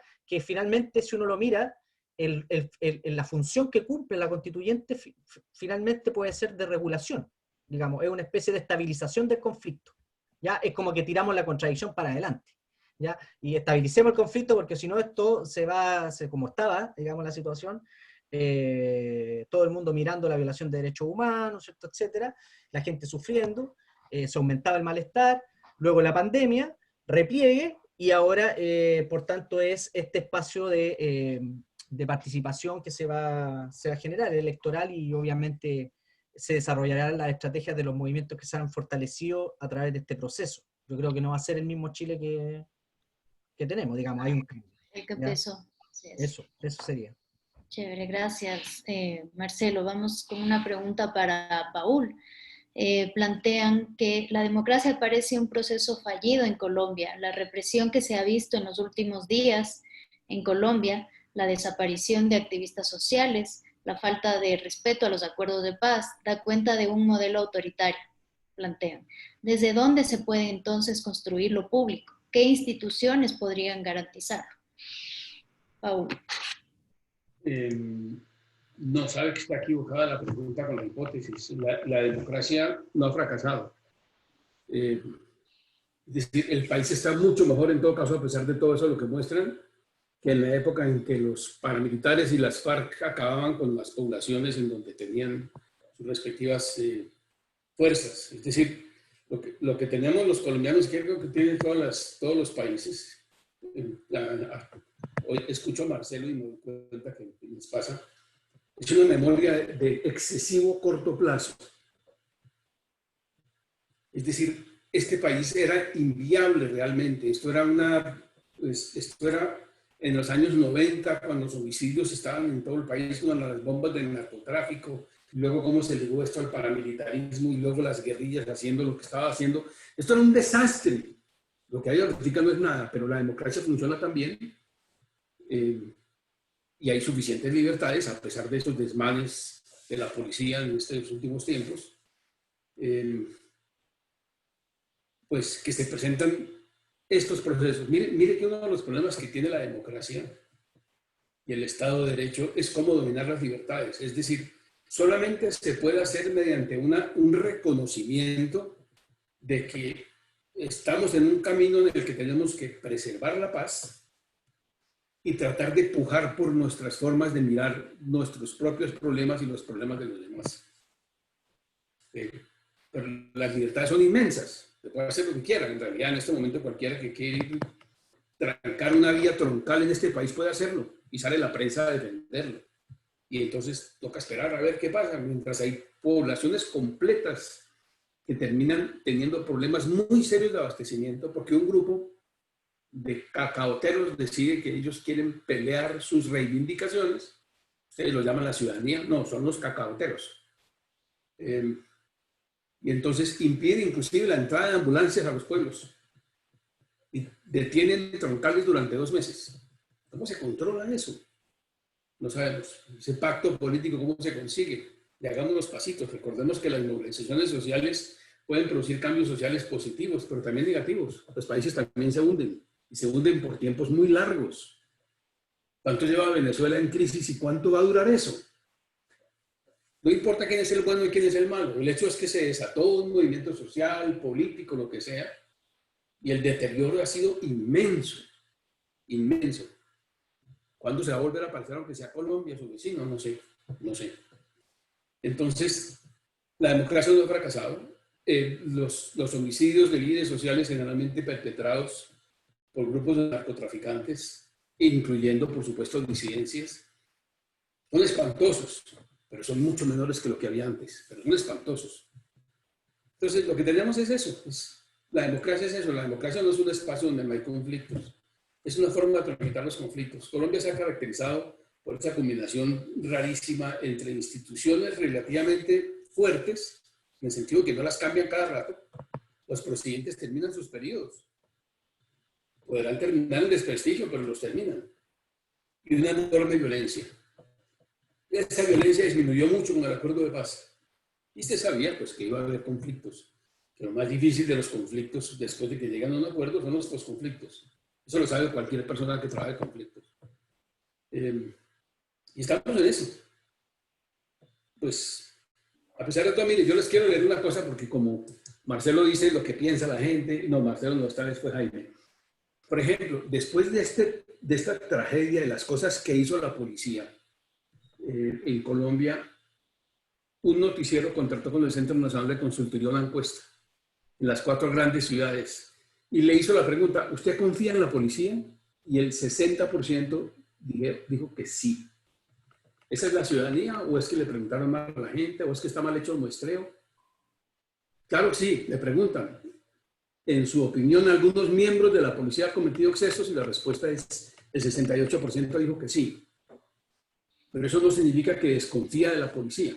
El 59% confía en la policía. Recuerden, después de esto que vivimos nosotros, una semana después de todo este escándalo y las películas que se veían y las fotos, bueno, y le hacen esta pregunta. Claro que la pregunta está mal hecha, pero le preguntan, en su opinión, ¿la policía en Colombia debe ser armada o desarmada? Es una pregunta mal hecha porque la llamada fuerza disponible, la policía antimotines, no tiene permiso de usar armas. Cuando ustedes vieron en las películas las policías disparando, efectivamente hay 170 policías ya en juicio interno dentro de la policía por haber empleado las armas, pero esas no son fuerza disponible. Esas no son fuerza disponible. Eso lo que ocurrió es que llegaron los policías que persiguen pillos, que andan en sus motos por toda la ciudad, a defender los CAIs y se agarraron a disparar. Por supuesto que eso va a terminar en sanciones internas dentro de la policía y los homicidas pues van a terminar finalmente acusados de homicidio y posiblemente sancionados. Lo cual muestra otra vez que las instituciones son relativamente fuertes. Bueno, le preguntan, ¿la policía debe ser armada? Y a pesar de todo el esfuerzo que hemos hecho en Colombia para mostrar lo que esto significa, el 70% de los colombianos responde 77%, que sí. La policía debe ser un cuerpo armado. O sea, hay muy poco conocimiento en realidad de lo que es la policía. ¿Cuál es la función de la policía? El SMAT no puede estar armado. Ahora, le hubieran podido preguntar si se pueden utilizar armas letales, o se le puede preguntar algo que es muy difícil en todo el mundo. Lo que hizo la policía fue terrible, y fue parecido a lo que hizo la policía en Estados Unidos. Pero cuando uno mira lo que ocurrió en España, cuando la policía que trajo Madrid fue a golpear ancianos en las escuelas por el referéndum, pero a golpear a bolillo, a ancianos que querían votar, porque estaban prohibidas las elecciones de acuerdo con Madrid. Y cuando usted mira a la policía francesa, también atacando a los señores de los chalecos amarillos, toda la policía es igual. A uno le gustaría meterse realmente a una de esas instrucciones secretas que da la policía, en donde le dicen a la policía, mire, si usted, yo creo que le dicen, si usted no le pega a los manifestantes, no van a dejar de asistir a manifestaciones. Así que, péguenles. Yo creo que lo dicen. Ellos lo niegan y por supuesto los manuales escritos no lo dicen. Pero es un juego ahí complicado. Pues yo le pregunto a ustedes, cuando ustedes sean alcaldes y les toque manejar la policía, o que sean ustedes encargados de manejar la policía, ¿suprimen la policía a cambio de ponen bibliotecas a cambio? Costa Rica no tiene ejército, pero sí tiene policía. Es decir, pónganse ustedes en ese lugar. ¿Una sociedad sin policía? Ok, bueno, ¿y usted cómo recluta a personas que supongamos que sea únicamente para perseguir pillos, que van a morir por defender la propiedad privada de otros, arriesgar sus vidas? ¿Cómo lo manejan? Es un problema de administración policial, es serio. Esos son los temas de gobierno, no tiene que ver con lo que dice Harvey, que dentro de 300 años el capitalismo se va a acabar porque no se acaba la tierra. No, el problema es mañana, el problema es pasado mañana, el problema es en octubre y en noviembre en Chile, y lo que viene después de la constituyente. Yo les aconsejo a los chilenos, seguramente todo el mundo lo está haciendo, miren la Constitución colombiana. Todo artículo de la Constitución colombiana tiene un cuerpo principal y un inciso posterior que dice lo contrario de lo que dice el cuerpo. El resto viene después como desarrollo legal y desarrollo con las cortes. Pero es interesante cómo se llegó a un consenso. La empresa privada, tal cosa, pero tiene responsabilidad social. Todos los artículos están armados en ese consenso. Y después está el consenso de hagámoslo despacito, cosa que el M-19 aceptó, pero no las FARC. Eso es lo que hay. La democracia no ha fallado. La democracia está manejando el conflicto, no consigue que algunas fuerzas armadas, en realidad el problema que tiene Colombia es el narcotráfico. Siempre fue el problema con el narcotráfico. Pues después de la Constitución del 91, que fue lo que financió las guerrillas y los paramilitares. Y eso depende de los Estados Unidos.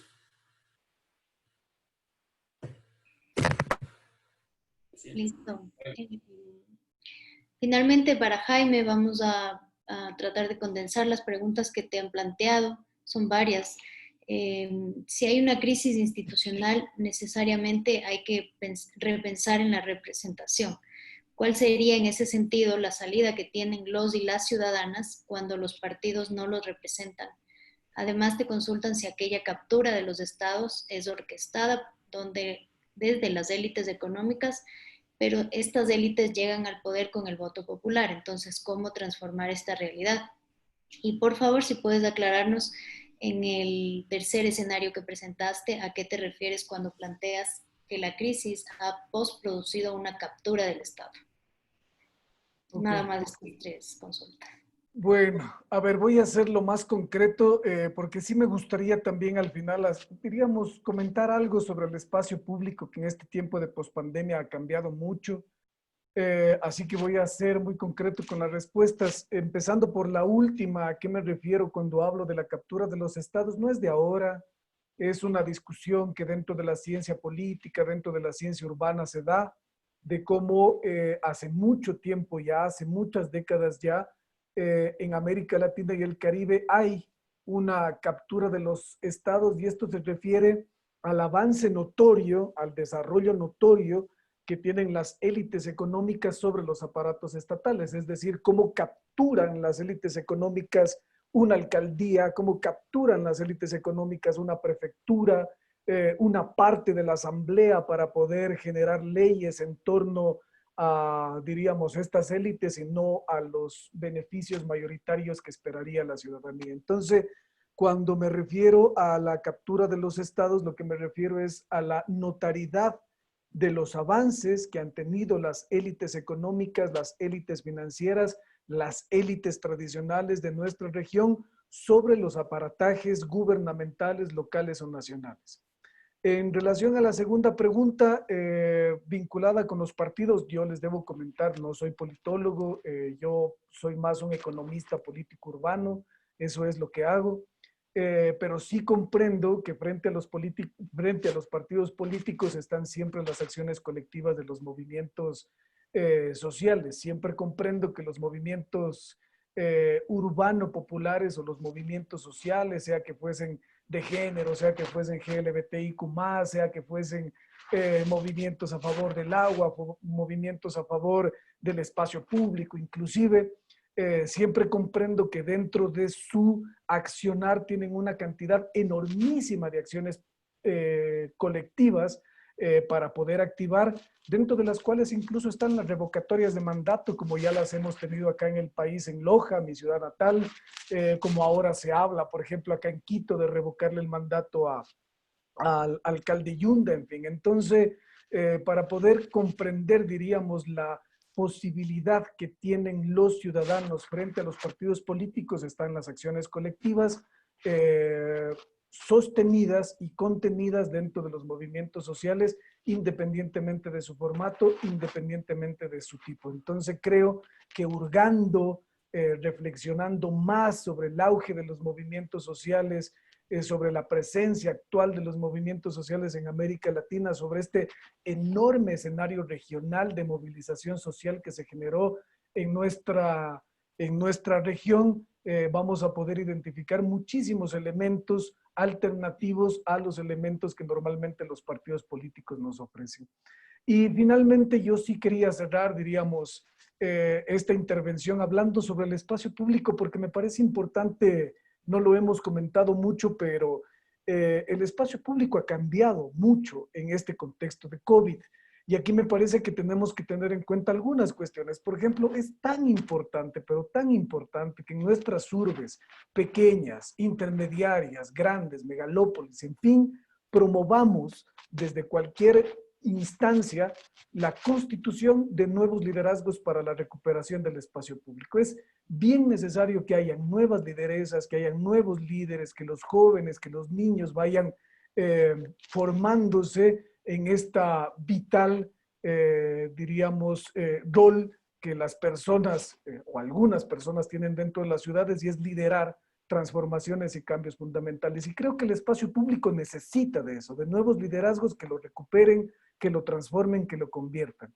También me parece que dentro de esta nueva normalidad, entre comillas, necesitamos crear sistemas urbanos bastante inteligentes, sistemas urbanos sectoriales, sistemas urbanos barriales, sistemas urbanos de administraciones zonales, como para el caso de Quito, y que sean sistemas urbanos inteligentes basados en cuestiones esenciales como por ejemplo la alimentación, como por ejemplo la habitación, como por ejemplo toda el abanico de servicios básicos, desde lo más básico como es el agua potable hasta lo más sofisticado como es la tecnología actual.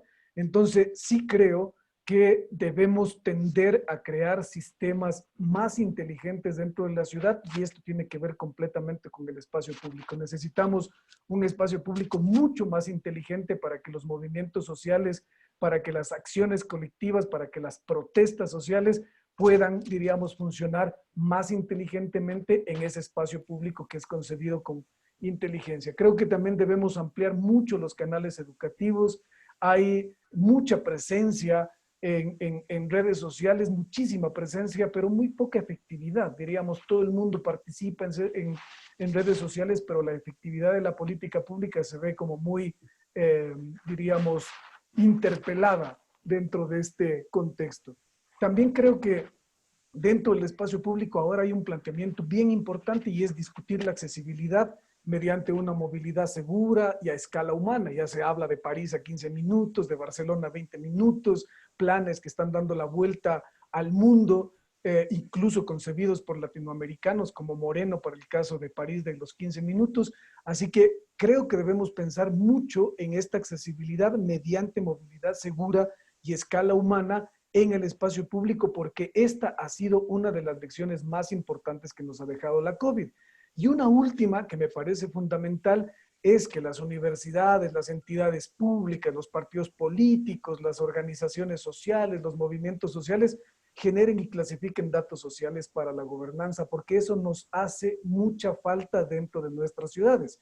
Quito, por ejemplo, en Quito, este próximo jueves se va a lanzar un primer laboratorio de datos públicos sobre la ciudad, y esto en la Universidad de los Hemisferios, y me parece que esto es lo que deberíamos hacer muchas entidades educativas, generar y clasificar datos sociales para poder mejorar la gobernanza dentro de nuestras ciudades, y eso creo que es también una gran enseñanza que tenemos ahora con el post-COVID. Entonces, sí necesitamos pensar el espacio público desde su recuperación con nuevos liderazgos, desde la inteligencia en la forma como funcionan, desde, diríamos, mejorar la cuestión educativa, desde mejorar o pensar en la accesibilidad y la movilidad segura y a escala humana, en fin. Entonces, sí quería también dejar estos puntos sobre el espacio público que actualmente pesan mucho en la discusión urbana y política. Eso, Tania, muchas gracias. Gracias, Jaime.